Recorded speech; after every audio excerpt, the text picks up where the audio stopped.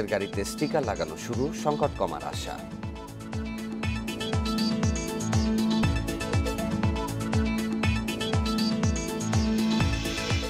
সংবাদের শুরুতে যেমনটি জানাচ্ছিলাম, আজ শুরু হচ্ছে এসএসসি ও সমমানের পরীক্ষা। এবারের পরীক্ষায় অংশ নিচ্ছেন 22,27,113 জন শিক্ষার্থী। এ বিষয়ে আরও জানাতে রাজধানীর মতিঝিল বালক উচ্চ বিদ্যালয় থেকে যোগ দিচ্ছেন সহকর্মী নূরে আলম। নূরে আলম, 10টার দিক থেকে তো এসএসসি পরীক্ষা শুরু হওয়ার কথা, তো আধা ঘন্টা আগে যে নির্দেশনা দেওয়া হয়েছে শিক্ষার্থীদের প্রবেশের, তারা এখনো প্রবেশ করেছেন কিনা, এবং আপনি যেখানে রয়েছেন সেখানকার সার্বিক ব্যবস্থাপনা কেমন? শিক্ষার্থীরা সকাল 8:30টার পর থেকেই কেন্দ্রে আসতে শুরু করেছে। 1.5 বছর পরে কোনো বোর্ড পরীক্ষা অনুষ্ঠিত হচ্ছে, তাই শিক্ষার্থীদের মধ্যে উৎফুল্ল অনেক বেশি। আমরা দেখছি যে তারা যতটুকু সম্ভব স্বাস্থ্যবিধি মেনেই তারা কেন্দ্রে প্রবেশ করছে। তবে অভিভাবকদের যে চাপ, সেই চাপ কিন্তু কোনোভাবেই ঠেকানো যাচ্ছে না। এখানে পাশাপাশি 2টি কেন্দ্র রয়েছে, মতিঝিল সরকারি বালক উচ্চ বিদ্যালয় রয়েছে, সেখানেও আমরা দেখেছি যে অভিভাবকদের প্রচণ্ড চাপ, এবং পুলিশ সহ আইন শৃঙ্খলা রক্ষাকারী বাহিনীর সদস্যরা, সেই সঙ্গে এই স্কুল কর্তৃপক্ষ চেষ্টা করছে অভিভাবকদের স্বাস্থ্যবিধি মানাতে। মোটামুটি তারা পারছে, আবার অনেকে মানছে না, এবং প্রচণ্ড চাপ অভিভাবকদের। এর আগেই শিক্ষা মন্ত্রণালয়ের পক্ষ থেকে বারবার করে আহ্বান জানানো হয়েছিল অভিভাবকদের কেন্দ্রের বাইরে ভিড় না জমানোর জন্য, কিন্তু আমরা আজকে দেখছি যে অভিভাবকরা কেন্দ্রের বাইরে ঠিক অন্যান্য পরীক্ষায় যেরকমটি থাকে সেভাবেই তারা এসেছে, সেভাবেই তারা ভিড় করছে। আরেকটি বিষয় আমি জানিয়ে রাখি যে এবার এই এসএসসি পরীক্ষা সংক্ষিপ্ত সিলেবাসের উপরে অনুষ্ঠিত হচ্ছে। মাত্র 3টি বিষয়ে পরীক্ষা অনুষ্ঠিত হবে, গ্রুপ ভিত্তিক বিষয়গুলোর উপরে পরীক্ষা হবে। আর যে পরীক্ষার প্রশ্নপত্র, সেটিও খুবই সংক্ষিপ্ত আকারে নেওয়া হচ্ছে। অর্থাৎ আজকে যারা বিজ্ঞান বিভাগের পরীক্ষার্থী রয়েছেন তাদেরকে 8টি প্রশ্নের মধ্যে, লিখিত অংশে 8টি প্রশ্নের মধ্যে 2টি প্রশ্নের উত্তর দিতে হবে। আর বাকি যে 15টি এমসিকিউ তাদেরকে দাগাতে হবে, এবং সেখানে 20টি অপশন তাদের থাকবে, এর ভিতরে 15টি এমসিকিউ তাদেরকে দাগাতে হবে। আর এই নাম্বারের ভিত্তিতেই এই তাদের ফলাফলটি 100তে গড় করা হবে। আর তাদের যে ব্যবহারিক পরীক্ষা রয়েছে, সেই ব্যবহারিক পরীক্ষা পুরোপুরিভাবে হবে না, শুধুমাত্র ব্যবহারিকের যে খাতা, সেই খাতাটিতে যে 5 নাম্বার থাকে, সেই খাতাটি তাদের জমা দিতে হবে, এবং এই ব্যবহারিক খাতার 5 নাম্বারকে পরবর্তীতে 25-এ কনভার্ট করে ফলাফল দেয়া হবে। আর বাকি যে বিষয়গুলো রয়েছে, সেই বিষয়গুলোর ফলাফল দেওয়া হবে জেএসসি পরীক্ষার প্রাপ্ত নম্বরের ভিত্তিতে। এরই মধ্যে বোর্ডের পক্ষ থেকে জানানো হয়েছে। আর পরীক্ষা যাতে সুষ্ঠুভাবে নেওয়া যায়, আমরা দেখেছি যে এবার শিক্ষা বোর্ড অনেক আগে থেকেই তৎপর ছিল। সামাজিক যোগাযোগ মাধ্যমে অন্যান্যবার যেরকমটি আমরা দেখি যে পরীক্ষা সংক্রান্ত নানা বিষয় নিয়ে গুজব ছড়ানো হয়, সেটির হার এবার অনেকটাই কম ছিল। বোর্ডের পক্ষ থেকে বলা হয়েছে তারা আলাদা একটি সেল গঠন করেছে এই সামাজিক যোগাযোগ মাধ্যমে নজরদারি করার জন্য। সেই সঙ্গে কেউ যদি পরীক্ষা সংক্রান্ত অথবা প্রশ্ন ফাঁস এই ধরনের কোনো গুজব ছড়ায়, তাহলে তার বিরুদ্ধে কঠোর ব্যবস্থা নেওয়া হবে বলে শিক্ষা মন্ত্রণালয়ের পক্ষ থেকে বারবার হুঁশিয়ারি দেওয়া হয়েছে। তো এই ছিল আমার কাছে এখানকার সবশেষ তথ্য। মতিঝিল বালক উচ্চ বিদ্যালয় থেকে এসএসসি পরীক্ষার প্রথম দিনের পরিস্থিতি জানাচ্ছিলেন সহকর্মী নূরে আলম। বেড়ে চলেছে ডায়াবেটিস আক্রান্ত রোগীর সংখ্যা। ডায়াবেটিসের কারণে অনেকেই আক্রান্ত হচ্ছেন হৃদরোগ, কিডনি ও লিভারের জটিলতায়। চিকিৎসকেরা বলছেন নিয়ন্ত্রিত জীবনযাপন সহ স্বাস্থ্যবিধি মানলে ডায়াবেটিস নিয়ন্ত্রণে রেখে সুস্থভাবে বেঁচে থাকা সম্ভব। এদিকে টাইপ 1 ডায়াবেটিসে আক্রান্তদের বিনামূল্যে চিকিৎসা ও ইনসুলিন দেওয়ার সিদ্ধান্ত নিয়েছে স্বাস্থ্য বিভাগ। জাতীয় জনসংখ্যা গবেষণা ও প্রশিক্ষণ ইনস্টিটিউটের তথ্য মতে দেশে ডায়াবেটিস আক্রান্ত রোগীর সংখ্যা 1,10,00,000। এর মধ্যে 18 থেকে 34 বছর বয়সী রোগী 26 লাখ, আর বাকি 84 লাখের বয়স 35 বছরের বেশি। তবে এমন অনেকেই আছেন যারা অজান্তেই ভুগছেন ডায়াবেটিসে। অনিয়ন্ত্রিত ডায়াবেটিস থেকে হৃদরোগ, কিডনি বৈকল্য, পক্ষাঘাত, চক্ষুরোগ, পায়ে ক্ষত, মাড়ির প্রদাহ, মূত্রাশয়ের রোগ সহ নানা জটিলতা দেখা দেয়। চিকিৎসকেরা বলছেন ডায়াবেটিস মোকাবেলায় নিয়ম মেনে খাদ্য গ্রহণ, ব্যায়াম এবং ওজন নিয়ন্ত্রণের বিকল্প নেই। ভাত বলেন, আলু বলেন, রুটি বলেন, এগুলোও পরিবর্তিত হয়ে সুগার হয়ে যায়। তো এই সুগারকে শরীরের থেকে বার্ন করে এগুলোকে বিতাড়িত করতে হবে। সেই জন্য আমাকে পরিশ্রম করতে হবে। পরিশ্রমের মধ্যে হাঁটাটা একটা ভালো অভ্যাস এবং ব্যায়াম। আপনাকে সুগার নিয়ন্ত্রণে রাখতে হবে, এবং সুগারের নিয়ন্ত্রণ রাখাটাই হলো ডায়াবেটিস নিয়ন্ত্রণের মহৌষধ। অর্ধেক লোক জানে না তার ডায়াবেটিস আছে, তো সার্ভেতে দেখা যায় প্রায় 25% হয়ে যায় অ্যাডাল্ট। আমরা যদি এখন থেকেই সাবধান না হই, তাহলে তো কন্ট্রোলের সম্পূর্ণ বাইরে চলে যাবে। টাইপ 1 ডায়াবেটিসে আক্রান্তদের শরীরে একেবারেই ইনসুলিন তৈরি হয় না, তাই টাইপ 1 রোগীদের বিনামূল্যে ইনসুলিন দিচ্ছে স্বাস্থ্য বিভাগ। জন্মগত ডায়াবেটিস বা বাচ্চারা ডায়াবেটিস যারা অ্যাফোর্ড করতে পারে না ইনসুলিন, তাদেরকে ফ্রি দেওয়া। শুধু ডায়াবেটিস নয়, যে সকল এনসিডি চিন্তা ভাবনা করে এনসিডি কর্নার তৈরি করার জন্য বলা হয়েছে। বর্তমানে 4টি উপজেলায় পাইলট প্রকল্প আকারে চলছে বিনামূল্যে ইনসুলিন বিতরণ কার্যক্রম। পরবর্তীতে দেশজুড়ে এ কার্যক্রম চলবে বলে জানিয়েছে স্বাস্থ্য বিভাগ। Biprajit Chanda, Independent News, Dhaka. 72 ঘণ্টা পর ধর্ষণের মামলা না নেওয়ার পর্যবেক্ষণ যে বিচারক দিয়েছেন তার বিরুদ্ধে ব্যবস্থা নেওয়ার সুপারিশ করছেন আইনমন্ত্রী। শনিবার সুপ্রিম কোর্টে এক সভায় তিনি বলেন, এ বিষয়ে প্রধান বিচারপতিকে চিঠি দেওয়া হবে, যাতে ওই বিচারকের বিচারিক ক্ষমতা স্থগিতের বিষয়টি উল্লেখ থাকবে। এ সময় আইনমন্ত্রী বলেন, 72 ঘণ্টা পরে ধর্ষণ মামলা না নেওয়ার জন্য বিচারক যে পর্যবেক্ষণ দিয়েছেন তা সম্পূর্ণ বেআইনি ও অসাংবিধানিক। বৃহস্পতিবার ঢাকার নারী ও শিশু নির্যাতন দমন ট্রাইব্যুনাল 7-এর বিচারক বেগম মোসাম্মদ কামরুন্নাহার বনানীর রেইনট্রি হোটেলে 2 শিক্ষার্থী ধর্ষণ মামলার রায় ঘোষণা করেন। রায় আপন জুয়েলার্সের মালিক দিলদার হোসেনের ছেলে শাফাত আহমেদ সহ 5 জনকে খালাস দেন বিচারক। পাশাপাশি পর্যবেক্ষণে জানান, 72 ঘণ্টার বেশি হলে পুলিশ যেন ধর্ষণ মামলা না নেয়।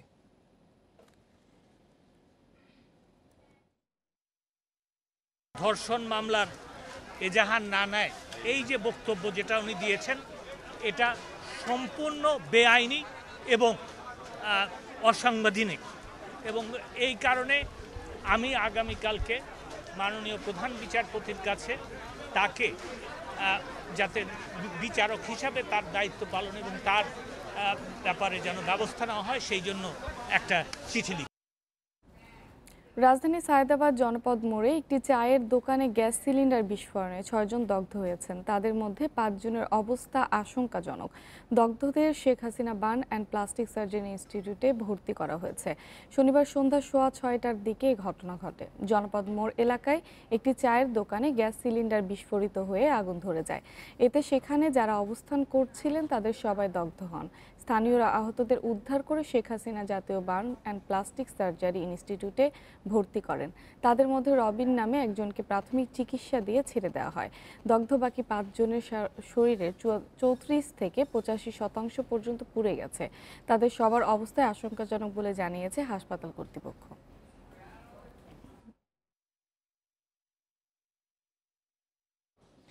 স্বাস্থ্য পরীক্ষার জন্য তৃতীয়বারের মতো হাসপাতালে ভর্তি হলেন বিএনপি চেয়ারপারসন খালেদা জিয়া। শনিবার বিকেল 5টার দিকে গুলশানের বাসা থেকে রাজধানীর এভার কেয়ার হাসপাতালে যান তিনি। এর আগে গত 12 অক্টোবর খালেদা জিয়াকে এভার কেয়ার হাসপাতালে ভর্তি করা হয়। 3 সপ্তাহেরও বেশি সময় হাসপাতালে চিকিৎসা নেন তিনি। এরপর গত 7ই নভেম্বর হাসপাতাল ছেড়ে বাসায় যান খালেদা জিয়া। দীর্ঘদিন ধরে আর্থ্রাইটিস, ডায়াবেটিস, দাঁত ও চোখের সমস্যা সহ নানা শারীরিক জটিলতায় ভুগছেন বিএনপি চেয়ারপারসন। গত 12ই এপ্রিল করোনা ভাইরাসেও আক্রান্ত হন তিনি। নানা শারীরিক জটিলতায় গত 27 এপ্রিল তাকে এভার কেয়ার হাসপাতালে ভর্তি করা হয়। সেই সময় টানা 53 দিন হাসপাতালে ছিলেন খালেদা জিয়া।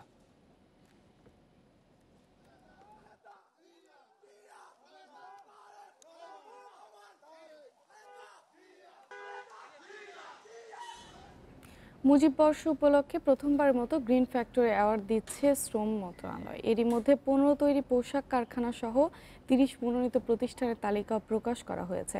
তবে কারখানা বাছাইয়ে অস্বচ্ছতার অভিযোগ তুলেছেন কয়েকজন উদ্যোক্তা। তাদের অভিযোগ, অনেক গ্রিন কারখানা বাদ পড়েছে। গ্রিন না হয়েও পুরস্কার পাচ্ছে 3টি কারখানা।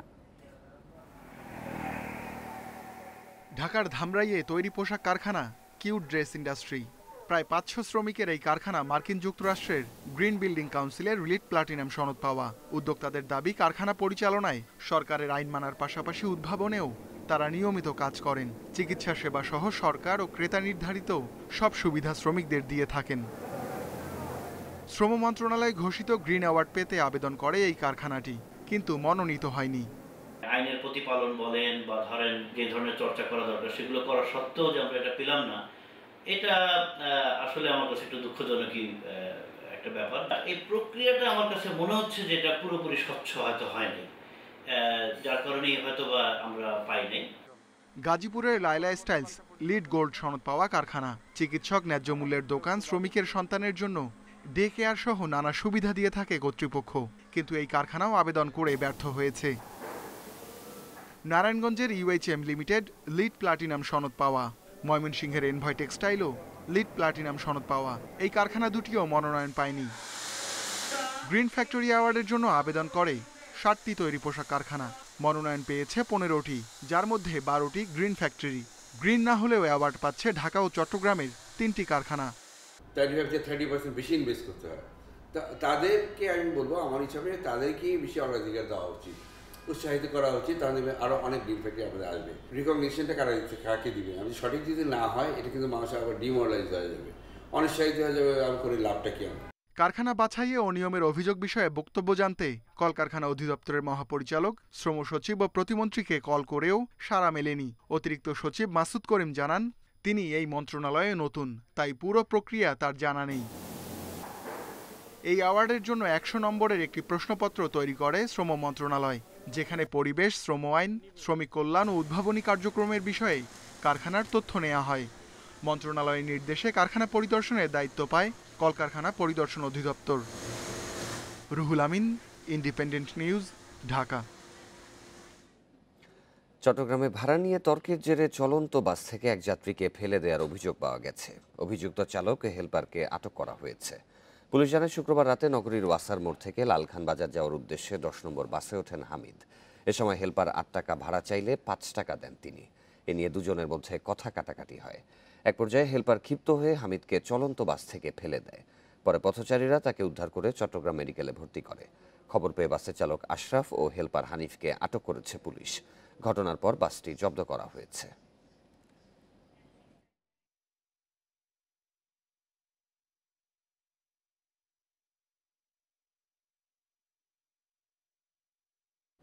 গাইবান্ধায় নবনির্বাচিত ইউপি সদস্য আব্দুর রৌফ হত্যার ঘটনায় বিক্ষুব্ধ হয়ে উঠেছে এলাকাবাসী। তাদের অভিযোগের তীর স্থানীয় যুবক আরিফের দিকে। বিক্ষুব্ধ জনতা আরিফের বাড়ি পুড়িয়ে দিয়েছে। পরিস্থিতি নিয়ন্ত্রণে আনতে মাঠে তৎপর পুলিশ। শুক্রবার রাত 10:30টার দিকে নবনির্বাচিত ইউপি সদস্য আব্দুর রৌফ তার প্রতিবেশী রুহুল আমিনের সঙ্গে মোটরসাইকেলে লক্ষ্মীপুর বাজার থেকে বাড়ি ফিরছিলেন। বাড়ির কাছে একটি ভাঙা ব্রিজ হেঁটে পার হচ্ছিলেন তারা। এ সময় একই গ্রামের এক যুবক রড দিয়ে তার উপর অতর্কিত হামলা চালায়। রৌফের মাথায় কয়েকটি আঘাত করে পালিয়ে যায় ওই যুবক। বাইরে দেখি যে মেম্বার সাহেব ওখানে পড়ে গেছে, দেখলাম যে আরিফ আবার এইদিকে দৌড় দিতে। হত্যাকাণ্ডের প্রতিবাদে সকাল থেকে লক্ষ্মীপুর স্কুল অ্যান্ড কলেজের শিক্ষার্থী ও এলাকাবাসী স্থানীয় বাজারে টায়ার জ্বালিয়ে বিক্ষোভ করে। গাছের গুঁড়ি ফেলে সড়ক অবরোধ করে তারা।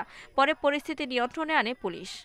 এই লক্ষ্মীপুর এলাকার মধ্যে মানুষ যেন সুস্থভাবে চলাফেরা করতে পারে, এইরকম মৃত্যু যেন আর কোনোদিন না হতে পারে। এই এলাকার জনগণ তাকে অত্যন্ত ভালোবাসার জন্যই তাকে নির্মমভাবে হত্যা করা হয়েছে। এই মুহূর্তে আমরা ছাত্র জনতা সবার একটাই দাবি, তাকে যেন দ্রুত বিচারের আওতায় আনা হয়। এর আগে শুক্রবার রাতেই বিক্ষুব্ধ গ্রামবাসী সন্দেহভাজন আরিফের বাড়ি জ্বালিয়ে দেয়। তাকে গ্রেপ্তার করতে অভিযান চালাচ্ছে পুলিশ। আসলে আমরা যে প্রকৃত আসামি, যে আরিফকে ধরলেই আমরা কিন্তু প্রকৃত রহস্য উন্মোচন করতে পারবো। আমরা তাকে ধরা মাত্রই আমরা আশা করি যে এর বিহাইন্ডে কোনো কিছু আছে কিনা সেটা আমরা উদ্ঘাটন করব, এমনকি হত্যার মূল রহস্যটাও আমরা সবার সামনে নিয়ে আসবো। নিহত আব্দুর রৌফ লক্ষ্মীপুর স্কুল অ্যান্ড কলেজের সিনিয়র সহকারী শিক্ষক ছিলেন। তিনি দ্বিতীয় ধাপের ইউপি নির্বাচনে লক্ষ্মীপুর ইউনিয়ন পরিষদের 1 নম্বর ওয়ার্ডের সদস্য নির্বাচিত হন। Independent news desk. রাজধানীতে আজিজুল শেখ ওরফে রাজুর নেতৃত্বে সক্রিয় 10 সদস্যের পিকআপ চোর চক্র, যারা বিকল্প চাবি দিয়ে মুহূর্তেই গায়েব করে দেয় গ্যারেজ কিংবা রাস্তায় দাঁড়িয়ে থাকা পিকআপ। এরপর দাবি করে মুক্তিপণ। 5 সদস্যকে গ্রেপ্তারের পর ডিবি জানায়, গত 2.5 বছরে প্রায় 300 পিকআপ চুরি করে মোটা অর্থ হাতিয়েছে চক্রটি। পুলিশে খবর দিলে মিলছে হত্যার হুমকি। এরা সবাই রাজধানীর যাত্রাবাড়ি শ্যামপুরের বাসিন্দা। ডিবি কার্যালয়ে এসেছেন পিকআপ হারিয়ে। কারো একটি, কারো দুটি, কারো 3টি পিকআপও হারিয়েছে। চোরদের টাকা দিয়েও ফিরে পাননি পিকআপ, উল্টো পেয়েছেন জীবন নাশের হুমকি। ট্রিপ লাগাইব, ড্রাইভার বাসায় গেছে, বাসার থেকে আসার আগেই ওরা ফোন দিছে যে গাড়ি কই। প্রশাসনের কাছে যাস তা তোরা জানে মাইরে ফেলামো, তুই আমরা 4-5 জন ধরাই দিলে কি আমাদের 100 লোক মাঠে আছে। যারাই পুলিশের জানাইছে তাদের গাড়ি ওরা ড্যামেজ করে ফেলাইছে। অভিযোগ পেয়ে তদন্তে নামে গোয়েন্দা ওয়ারি বিভাগ। হাতে আসে কিছু ফোন রেকর্ড, যেখানে পিকআপের মালিকদের কাছে টাকা দাবি করছেন চোরেরা। আপনার গাড়ি চুরি হয়েছে, আমি কয়ে দিতেছি কেমনে কেমনে নিতে হইব, কি আসল বিষয়, কয় টাকা লাগবো, কি কেমনে কি আমি সব আপনারা জানাইতেছি। হঠাৎ কি হবো কিনা এটা কর, তোর লগে এত নাটক করার সময় নাই। সিসিটিভি ফুটেজেও মিলেছে চুরির দৃশ্য। 27 অক্টোবর ভোরে মাতুয়াইল এলাকায় রিকশায় রেকি করতে দেখা যায় চোরদের। এরপর রাস্তায় দাঁড়ানো পিকআপ কয়েক সেকেন্ডেই উধাও। ফুটেজ, ফোন রেকর্ড যাচাই করে চোরদের শনাক্ত করে গোয়েন্দারা। ডেমরা ও যাত্রাবাড়িতে অভিযান চালিয়ে গ্রেপ্তার করা হয় 5 জনকে। উদ্ধার করা হয় 5টি পিকআপ ও চুরির চাবি। গোয়েন্দারা বলছেন এটি একটি পেশাদার পিকআপ চোর চক্র। এ চক্রের প্রধান আজিজুল হক শেখ ওরফে রাজু। সে পিকআপের ড্রাইভার ছিল। এক সময় শুরু করে চুরি, তৈরি করেছে 10 সদস্যের একটি চোর চক্র। ওরা তো খুব ধূর্ত, তো গাড়িটি চুরির পরে ট্রাফিক অফিসের পাশে নিয়ে রেখে দিয়েছে, অর্থাৎ মানে কারোর মধ্যে যাতে কোনো সন্দেহ না থাকে যেটা চোরাই গাড়ি। চক্রের প্রধান রাজুর নামে আছে মাদক চুরি সহ 5 মামলা। অন্যদের নামেও একাধিক মামলার তথ্য পেয়েছে DB. Masudur Rahman, independent News, Dhaka. অতিরিক্ত ভাড়া নিয়ে পরিবহন শ্রমিক ও যাত্রীদের বিরোধ নিরসনে পেট্রোল, ডিজেল এবং সিএনজি চালিত গাড়িতে স্টিকার লাগানো শুরু করেছে চট্টগ্রাম মেট্রোপলিটন পুলিশ। এই কার্যক্রম শতভাগ বাস্তবায়ন হলে ভাড়া নিয়ে সমস্যা অনেকাংশেই কমবে বলে মনে করছেন সংশ্লিষ্টরা। কয়েকদিন আগে ডিজেল ও কেরোসিনের লিটারে 15 টাকা দাম বাড়ায় সরকার। এরপর বাসের ভাড়া বাড়ানোর দাবিতে ধর্মঘট শুরু করেন পরিবহন মালিক শ্রমিকেরা। পরে বৈঠকে সিদ্ধান্ত হয় বাসের ভাড়া বাড়ানোর। ডিজেল চালিত বাসের ভাড়া বাড়ানো হলেও সিএনজি চালিত বাসে আগের ভাড়ায় চলবে বলে জানানো হয়। কিন্তু সিএনজি চালিত বাসে ওঠে বাড়তি ভাড়া আদায়ের অভিযোগ। পরিবহন শ্রমিক ও যাত্রীদের মধ্যে ভাড়া নিয়ে বাড়ে বাকবিতণ্ডা। সুপারভাইজারের সাথে অনেক সময় গ্যাঞ্জাম হয়, উনি কোনো নির্দিষ্ট কোনো চার্ট দেখাইতে পারে না, অথচ বলতেছে ভাড়া বাড়ছে। তো সেই হিসাবে খুব জটিলতা হয়। বাস কন্ডাক্টর কিংবা ড্রাইভার তো ঠিক আগের ভাড়াটাই নিচ্ছে, মানে আপনার যে বর্তমানে যে কিছুদিন আগে যে নতুন বাড়তি ভাড়াটা ওই ভাড়াটাই নিচ্ছে। এই অবস্থায় যাত্রীদের পক্ষ থেকে সিএনজি ও ডিজেল চালিত গাড়ি চিহ্নিত করার দাবি ওঠে। এর পরিপ্রেক্ষিতে শনিবার সিএনজি ও ডিজেল চালিত গাড়িতে স্টিকার ও ভাড়ার তালিকা লাগানো শুরু করে সিএমপি।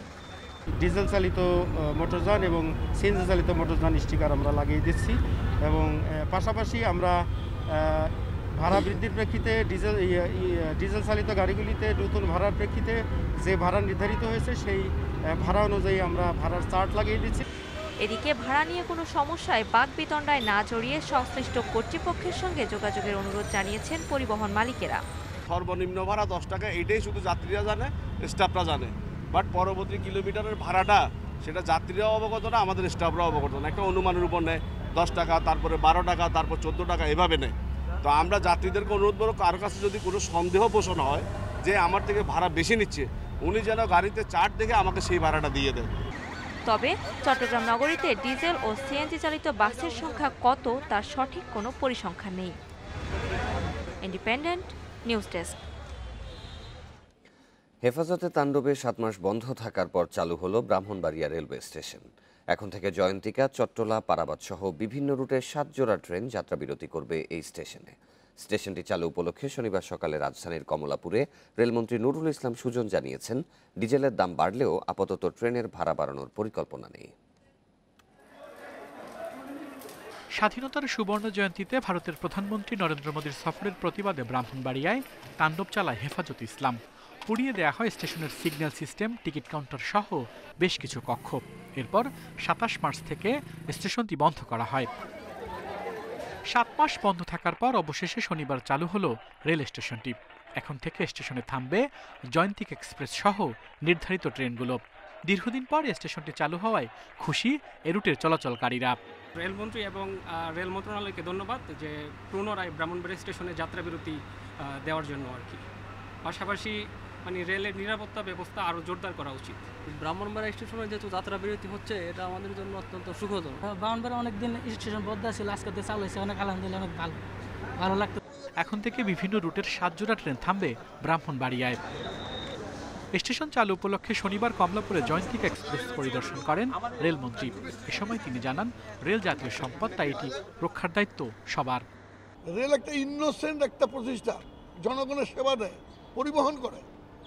আমাদের সঙ্গে তো কোনো রাজনৈতিক দলের কোনো দ্বন্দ্ব নেই, কিন্তু এইটাকে কেন এই প্রতিষ্ঠানগুলোকে জাতীয় প্রতিষ্ঠান, এগুলো জনগণের সম্পদ, এগুলোকে কেন ধ্বংস করা হয়? এছাড়া জ্বালানি তেলের দাম বাড়লে আপাতত ট্রেনের ভাড়া বাড়ানোর পরিকল্পনা নেই বলেও জানান মন্ত্রী। তেলের দাম বাড়ার কারণে আমরা ক্ষতির সম্মুখীন হয়ে যাচ্ছি ব্যাপকভাবে, তাহলেও তো আমরা এটা চিন্তা করতে পারতাম। কিন্তু যেহেতু সরকার এখানে ভর্তুকি দিচ্ছে, এখন 10 টাকার জায়গায় হয়তো 12 টাকা ভর্তুকি দেওয়া লাগবে, এইটুকু।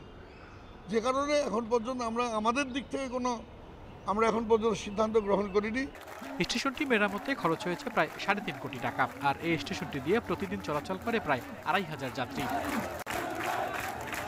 আল আমিন হোসেন, ইন্ডিপেন্ডেন্ট নিউজ।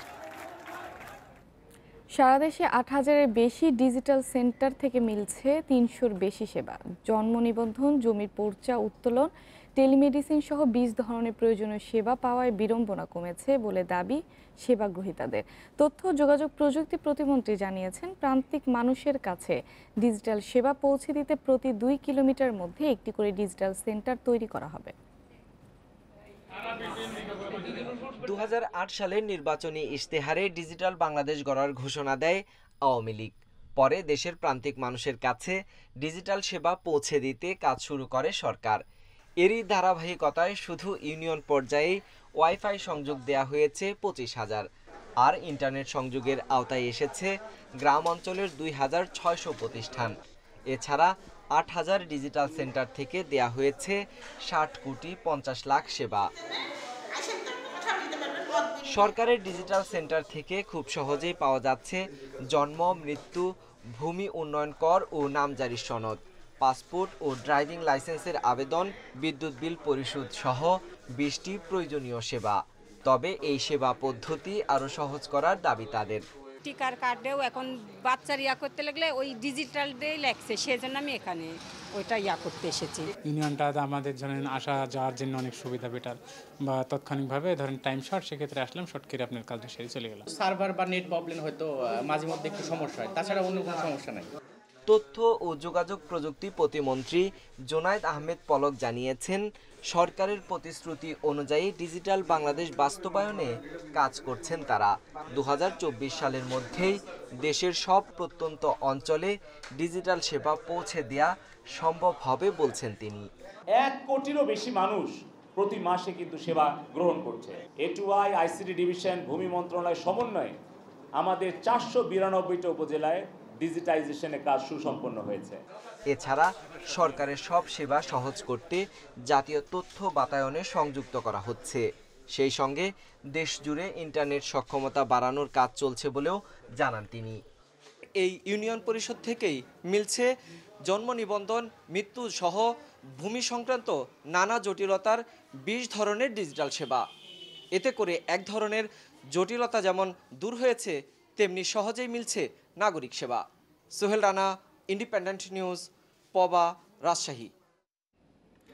করোনার প্রভাবে নেত্রকোনায় প্রাথমিক বিদ্যালয়ের 14%-এরও বেশি শিক্ষার্থী স্কুলে আসছে না। অনুপস্থিতিদের মধ্যে কেউ কেউ শিশু শ্রমে, কেউ বা এলাকা ছেড়ে চলে গেছে অন্যত্র। শিক্ষা কর্মকর্তা বলছেন, এসব শিক্ষার্থীদের স্কুলগামী করতে বাড়ি বাড়ি গিয়ে বোঝানো সহ নেওয়া হচ্ছে নানা পদক্ষেপ। নেত্রকোনা সদর উপজেলার নরুলিয়া লতিফা সরকারি প্রাথমিক বিদ্যালয়ের মোট শিক্ষার্থী 223 জন। গত 12 সেপ্টেম্বর স্কুল খুললে স্থায়ীভাবে অনুপস্থিত রয়েছে 27 শিক্ষার্থী। করোনাকালীন সময়ে এই শিক্ষার্থী অনুপস্থিত, তাদেরকে আমরা বিভিন্ন কৌশলে এই বিদ্যালয়ে ফিরিয়ে আনার জন্য সরকার নির্দেশিত পদক্ষেপ নিয়েছে। জেলা শিক্ষা অফিস বলছে, জেলায় 31,407 শিক্ষার্থী স্কুলে স্থায়ীভাবে অনুপস্থিত। এর মধ্যে ঝরে পড়া শিক্ষার্থীর সংখ্যা 14,423 জন। বাকি 16,984 শিক্ষার্থী স্কুল ছেড়ে চলে গেছে মাদ্রাসায়। ঝরে পড়াদের মধ্যে শিশু শ্রমে জড়িয়েছে অন্তত 2,000 শিক্ষার্থী। এলাকা ছেড়ে গেছে 6,500। অভিভাবকদের অসচেতনতা, অসুস্থতা সহ নানা কারণে অনুপস্থিত রয়েছে অন্তত 6,000 শিক্ষার্থী। করোনার লাগিয়া স্কুল বন্ধ গেছে, এরপরে আমরাও কাজ কাম নাই, পড়াইতে পারছি না। 5,500 টাকা বেতন, এই 15-20 দিন ধরে সার্কেল হয়েছে বিসিকে। অনুপস্থিত শিক্ষার্থীদের স্কুলে ফেরাতে বাড়ি বাড়ি যাওয়া, মা সমাবেশ, উঠান বৈঠক সহ এলাকার সচেতন নাগরিকদের নিয়ে কাজ করছেন শিক্ষক কর্মকর্তারা। মোবাইল ফোনে যোগাযোগ করে, হোম ভিজিট করে ব্যক্তিগত যোগাযোগের মাধ্যমে যেন আবার স্কুলে ফিরিয়ে আনে এবং তারা সেই চেষ্টা করছেও এবং মন্ত্রণালয়ের যে একটা হোম ভিজিট দেওয়া আছে সেই হোম ভিজিটে আমরা রিপোর্ট নিচ্ছি এবং আমরা স্কুল পরিদর্শনের সময় এটা আমরা দেখছিও তারা কাজ করছে কিনা। আশা করি খুব তাড়াতাড়ি অধিকাংশ স্টুডেন্ট আমাদের বিদ্যালয়ে ফিরে আসবে। জেলার 10 উপজেলায় 1315টি প্রাথমিক বিদ্যালয়ে শিক্ষার্থীর সংখ্যা 2,23,500। সুন্দরবনকে দস্যুমুক্ত করার পর সেখানকার পুনর্বাসন ও শান্তি প্রক্রিয়া ধরে রাখতে স্থায়ী 2টি ক্যাম্প পাচ্ছে র্যাপিড অ্যাকশন ব্যাটালিয়ন র্যাব।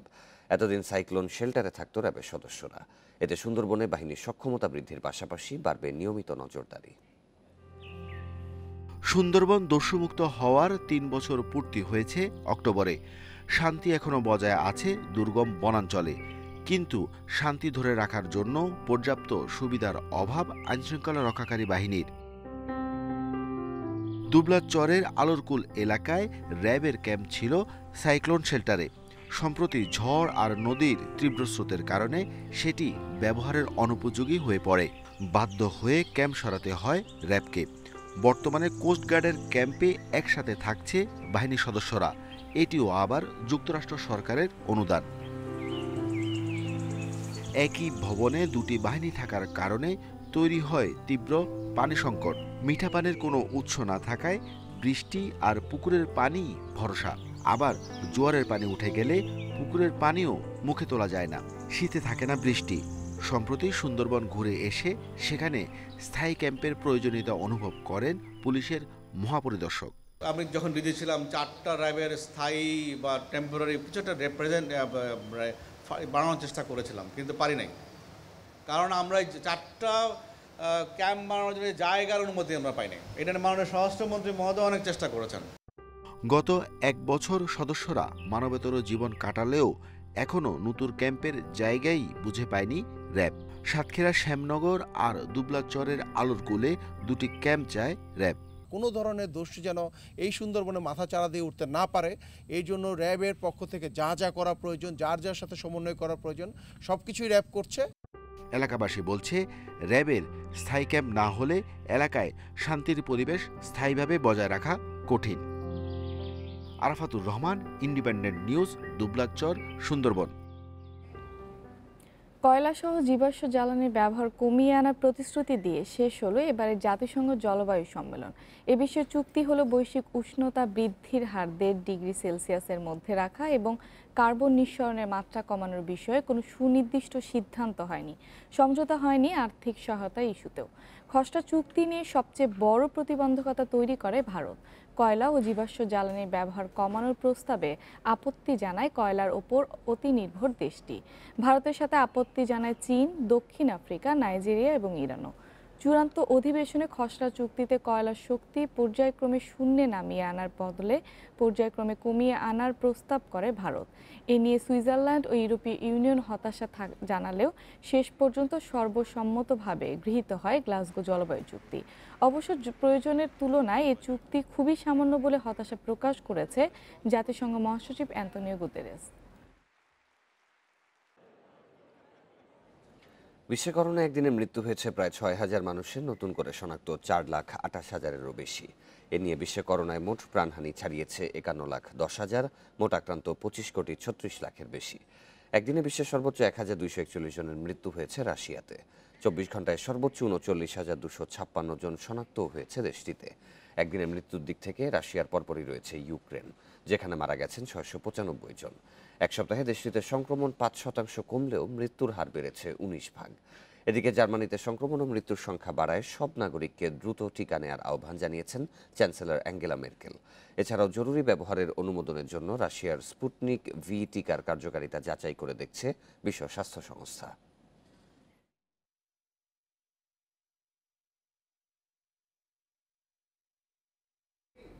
চলতি সপ্তাহে তৃতীয়বারের মতো পোল্যান্ড বেলারুশ সীমান্তে সামরিক মহড়া চালিয়েছে রাশিয়া ও বেলারুশ, যেখানে কয়েক হাজার অভিবাসী আটকা পড়ায় সৃষ্টি হয়েছে তীব্র মানবিক সংকট। এর জন্য বেলারুশকে দায়ী করেছে পোল্যান্ড সহ ইউরোপীয় ইউনিয়নভুক্ত দেশগুলো, যদিও বরাবরই অভিযোগ অস্বীকার করে আসছে বেলারুশ। পোল্যান্ড বেলারুশ সীমান্তে আটকা পড়েছে কয়েক হাজার অভিবাসী প্রত্যাশী। খোলা আকাশের নিচে মানবেতর দিন কাটছে তাদের। ইউ কর্মকর্তারা বলছেন, ইউরোপে প্রবেশের লোভ দেখিয়ে অভিবাসন প্রত্যাশীদের এখানে জড়ো করেছে বেলারুশ। শুরু থেকেই অভিযোগ অস্বীকার করছে দেশটি। পাল্টা অভিযোগ করে বেলারুশের প্রেসিডেন্ট আলেকজান্ডার লুকাশেঙ্কো বলেছেন, পশ্চিমা দেশগুলো এই সংকট তৈরির জন্য দায়ী। বেলারুশের অন্যতম রাজনৈতিক ও অর্থনৈতিক অংশীদার রাশিয়াও এই সংকটের সাথে জড়িত থাকার অভিযোগ অস্বীকার করে আসছে। পোল্যান্ড বেলারুশ সীমান্তে অভিবাসীদের এই সংকটকে মানবিক বিপর্যয় বলে আখ্যা দিয়েছে জাতিসংঘ। একদিকে তীব্র ঠান্ডা, অন্যদিকে খাবারের সংকটে পড়েছে অভিবাসীরা। তাছাড়া গত সেপ্টেম্বরে পোল্যান্ড সীমান্ত এলাকায় জরুরি অবস্থা জারি করায় সেখানে পৌঁছতে পারছেন না মানবাধিকার কর্মীরা। চলতি সপ্তাহের শুরুতে ইউরোপীয় কমিশনের president Ursula von der Leyen একে শরণার্থী সংকটের বদলে একটি স্বৈরাচারী শাসনের তার প্রতিবেশী গণতান্ত্রিক দেশগুলোকে অস্থিতিশীল করার অপচেষ্টা হিসেবে উল্লেখ করেছেন। পোল্যান্ড বেলারুশ সীমান্তে অভিবাসীদের এই সংকটের বিষয়ে গভীর উদ্বেগ প্রকাশ করেছেন মার্কিন প্রেসিডেন্ট জো বাইডেন। এদিকে সীমান্তে নিরাপত্তা বাড়াচ্ছে প্রতিবেশী দেশ ইউক্রেন। সম্ভাব্য অভিবাসী সংকট মোকাবেলায় পোল্যান্ড বেলারুশ সীমান্ত এলাকায় ৮৫০০ সেনা ও ১৫টি হেলিকপ্টার নিয়ে সামরিক মহড়া চালানোর প্রস্তুতি নিচ্ছে দেশটি। Abidur Rahman, independent news. ভারতের মণিপুরে বিচ্ছিন্নতাবাদীদের হামলায় আসাম রাইফেলসের এক কর্নেল সহ ৭ জন নিহত হয়েছেন। তাদের মধ্যে আছেন কর্নেলের স্ত্রী, ৮ বছর বয়সী ছেলে এবং ৪ সেনা। মণিপুর রাজ্যের মিয়ানমার সীমান্তের কাছে শনিবার এই ঘটনা ঘটে বলে জানিয়েছে ভারতীয় গণমাধ্যম। এতে বলা হয়, একটি ক্যাম্প থেকে ফেরার সময় আসাম রাইফেলসের কমান্ডিং অফিসার কর্নেল বিপ্লব ত্রিপাঠীর গাড়ি বহরে হামলা চালানো হয়। মণিপুর ভিত্তিক বিচ্ছিন্নতাবাদী গোষ্ঠী পিপলস লিবারেশন আর্মি পিএলএ এই হামলা চালিয়েছে বলে ধারণা করা হচ্ছে, তবে এখনও এর দায় কেউই স্বীকার করেনি।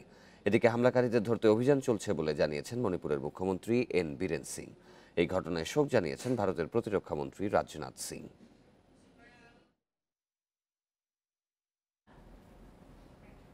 টি-20 নতুন বিশ্ব চ্যাম্পিয়নের অপেক্ষা। দুবাইয়ে অস্ট্রেলিয়া নিউজিল্যান্ডের মেগা ফাইনাল আজ। শর্টার ফরম্যাটে প্রথমবার বিশ্বকাপ জিতে ইতিহাস গড়তে চান অজি অধিনায়ক অ্যারন ফিঞ্চ।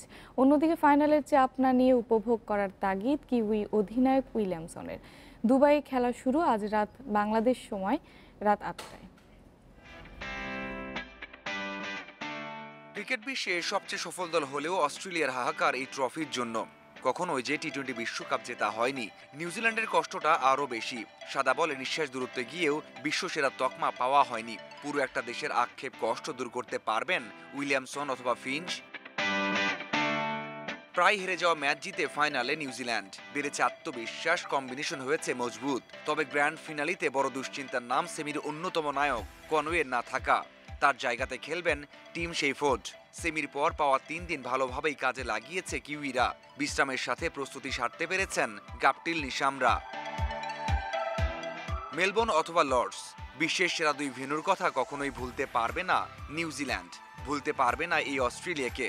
যদি না রূপকথা লেখা হয় এবার। 2015-র পর 2021 সালটাও হয়ে থাকবে বিষাদের। চাপ নিতে চান না উইলিয়ামসন। ফাইনালের জন্য অপেক্ষা করছি।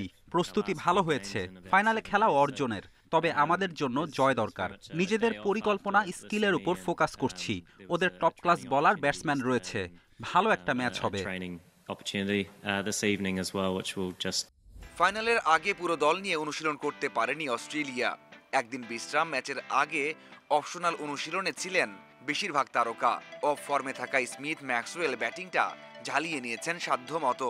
ফিল্ডিং ও বোলিংয়েও ছিল ফোকাস। 2010-এর ফাইনাল হারার কষ্ট ভুলতে সেমির একাদশ নিয়েই নামবে অস্ট্রেলিয়া। চেষ্টা করব এই সুযোগে সর্বোচ্চ ব্যবহার করার। নিউজিল্যান্ড খুব ভালো একটা দল। শেষ 6 বছরে সবগুলো ফাইনাল খেলেছে। ম্যাচের আগে ভালো একটা প্রস্তুতি সেশন কাটিয়েছি আমরা। ভালো একটা ম্যাচ হবে আশা করি। আমাদের বড় শক্তি অলরাউন্ডার আর বোলিং অপশন। 2 দল এখন পর্যন্ত মুখোমুখি হয়েছে 14 বার। আধিপত্য অস্ট্রেলিয়ার, জিতেছে 9 বার। 5 জয় নিউজিল্যান্ডের। বিশ্বকাপের মঞ্চে একবারে মুখোমুখিতে জয় কিউইদের। আর মাত্র একটা লড়াই, 240 বল। তাতেই টি-20 ইতিহাস বদলে যাবে অস্ট্রেলিয়া অথবা নিউজিল্যান্ডের। পাওয়া যাবে নতুন বিশ্ব চ্যাম্পিয়নকে। 2 দলের অতীত লড়াই আভাস দিচ্ছে জমজমাট প্রতিদ্বন্দ্বিতার। দেখার অপেক্ষা শেষ লড়াইয়ে জয়ী হয় কোন দল, অস্ট্রেলিয়া নাকি New Zealand. Mazharul Islam, independent news, Dubai, সংযুক্ত আরব আমিরাত। বিশ্বকাপ ফাইনালে আজ ট্রান্স তাসমান লড়াই। ব্যাটিং ধারাবাহিকতায় কিছুটা এগিয়ে নিউজিল্যান্ড, বিপরীতে বোলিংয়ে জাম্পার ফর্ম। স্টার কামিন্সরা অস্ট্রেলিয়াকে এগিয়ে রাখবে, তবে টস হয়ে উঠতে পারে বড় প্রভাবক। পরিসংখ্যান বলছে দুবাইয়ে টসে জিতে ফিল্ডিং নেবে অধিনায়ক।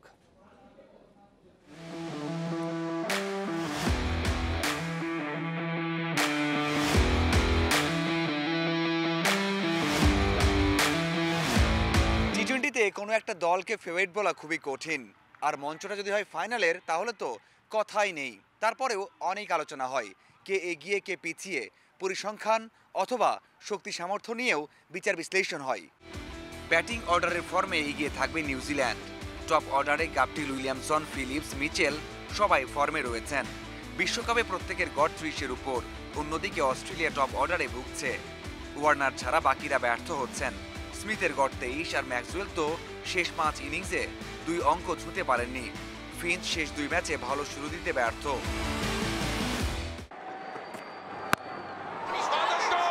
মিডল অর্ডারে হবে হাড্ডাহাড্ডি লড়াই। সেখানে ওয়েড, স্টোয়ানিস আর নিশাম ফিলিপসের দিকে নজর থাকবে, যদিও এখনো জ্বলে উঠতে পারেননি ফিলিপস। রান তারা অথবা বড় টার্গেট দেওয়ার ক্ষেত্রে এই জুটির দিকে তাকিয়ে থাকবে দুই দল। বোলিং লাইন আপে পার্থক্যটা সামান্য। স্টার্ক, হ্যাজেলউডের সাথে জ্যাম্পার সমন্বয়ে এগিয়ে রাখা হচ্ছে অস্ট্রেলিয়াকে। দুবাইয়ে 4 ম্যাচে 9 উইকেট জ্যাম্পার। এই বোলারকেই ধরা হচ্ছে অস্ট্রেলিয়ার ট্রাম্প কার্ড। নিউজিল্যান্ডের ওয়ান ম্যান শো না থাকলেও আছে সাউদি বোল্ট শোধের ধারাবাহিকতা। সবকিছু চাপিয়ে টসটা হয়ে দাঁড়াচ্ছে সবচেয়ে বড় ফ্যাক্টর হয়ে। এই ভেন্যুতে সবশেষ 13 ম্যাচের 12টাতেই জিতেছে চেস করা দল। শেষ দিকে উইকেটটা রূপ নেয় ব্যাটিং স্বর্গে। বোলারদের জন্য হয়ে ওঠে বিভীষিকাময়। পাকিস্তানের বিপক্ষে 3টা ক্যাচ ছেড়েছে অস্ট্রেলিয়া। ভাগ্য ভালো, চড়া মূল্য দিতে হয়নি। অন্যদিকে আসর জুড়ে ফিল্ডিংয়ে দুর্দান্ত নিউজিল্যান্ড। সবচেয়ে বেশি রান বাঁচিয়েছেন উইলিয়ামসন, গাপটিল, ফিলিপসরা। ফাইনালের মঞ্চে ভুলের সুযোগ নেই এই বিভাগেও। Mazharul Islam, independent news, Dubai, সংযুক্ত আরব আমিরাত। মেগা ফাইনাল নিয়ে বিভক্ত ক্রিকেট দুনিয়া। সাবেক ক্রিকেটার, ধারাভাষ্যকাররা জানাচ্ছেন নিজেদের প্রেডিকশন। শক্তি সামর্থ্যে দুই দলের পার্থক্য খুঁজে বের করা কঠিন। দুবাই রোমাঞ্চকর ফাইনালের অপেক্ষা সবার। 28 দিনের ক্রিকেট যুদ্ধ, রুদ্ধশ্বাস কত মুহূর্ত, অপেক্ষা ফুরোচ্ছে। মরুর বুকে ট্রফি উঁচিয়ে ধরার সময় এসেছে। অস্ট্রেলিয়া নাকি নিউজিল্যান্ড, দু দলেরই যে প্রথমের অপেক্ষা। বড় ম্যাচে ওয়ার্নার কি প্লেয়ার, চাপ সামলে পারফর্ম করায় দক্ষ সে। তাকে থামাতে পারে ট্রেন্ট বোল্ট। মিডল ওভারে ঈশ্বরদীকে সামলানো কঠিন হতে পারে। ম্যাক্সওয়েল ব্যাটিংয়ে থাকতে পারে, তখন দারুণ লড়াই হবে। দু দলেই ম্যাচ উইনারের ছড়াছড়ি। খাদের কিনারা থেকে জয়ের স্বাদ পেয়েছে দুই দলই। ফিঞ্চ, উইলিয়ামসন দুজনই নির্লিপ্ত সেনাপ্রধান। দলকে জিতিয়েই স্বস্তি খোঁজেন। উইলিয়ামসন, ফিঞ্চ দুজনই শান্ত স্বভাবের অধিনায়ক। ধৈর্য ধরে শেষ পর্যন্ত অপেক্ষা করে তারা। সুযোগ আসলে লুফে নেয়। ফিঞ্চের জন্য বোল্ট কঠিন পরীক্ষা, তেমনি উইলিয়ামসনের জন্য জাম্পা। ওয়ার্নার, ফিঞ্চের সাথে বোল্ট সাউদির লড়াইটা জমবে। তবে ফাইনালের বড় প্রভাবক হবে দু দলের অধিনায়ক। এই ফরম্যাটে তারা খুবই অভিজ্ঞ। অজি কিউই দ্বৈরথ ঐতিহ্যের। কথার লড়াই এখানে সীমিত, কিন্তু 22 গজে শ্রেষ্ঠত্বের বাসনা প্রকট। ছাড় দেওয়ার মানসিকতা তাদের অভিধানে নেই। স্নায়ুর যুদ্ধে ওরাই যে সম্মুখ যোদ্ধা। Abidur Rahman, independent news.